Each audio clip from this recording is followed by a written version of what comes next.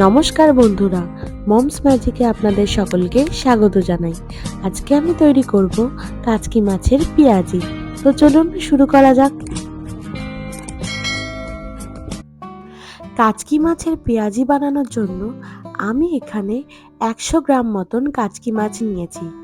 কাচকি মাছটাকে ভালো করে ধুয়ে পরিষ্কার করে প্রথমে এতে দিয়ে দেব পরিমাণ মতন হলুদ। হলুদ দেওয়ার পর দিয়ে দেব কুচি করে রাখা পেঁয়াজ। আমি এখানে দুটো বড় সাইজের পেঁয়াজ কুচি করে নিয়েছি।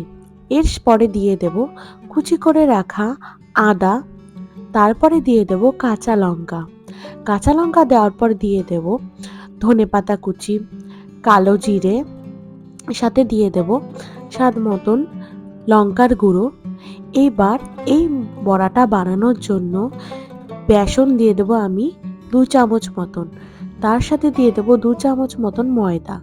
এবার এতে আমি কোনো জল ব্যবহার করব না।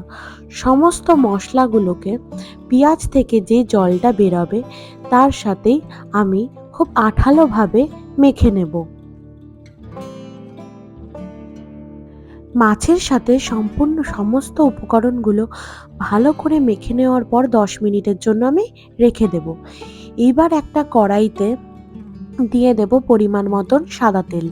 সাদা তেল গরম হয়ে আসলে একে একে বড়ার আকারে আমি কড়াইতে দিয়ে দেব। এবার সেই সময় গ্যাসের ফ্লেমটা আমাদের মিডিয়ামে রাখতে হবে, খুব হাই করলে চলবে না, তাহলে বড়াগুলো বাইরে থেকে পুড়ে যাবে, ভেতরটা কাঁচা রয়ে যাবে। এক পিঠ হয়ে আসলে আস্তে আস্তে অপর পিঠ উল্টে দিতে হবে। এইভাবে 10 মিনিট ধরে এই পেঁয়াজিগুলোকে ভাজতে হবে, যাতে দু সাইডটা প্লাস ভেতরটাও ভালো মতো হয়ে যায়। ব্যাস, তাহলেই তৈরি কাচকি মাছের পেঁয়াজি।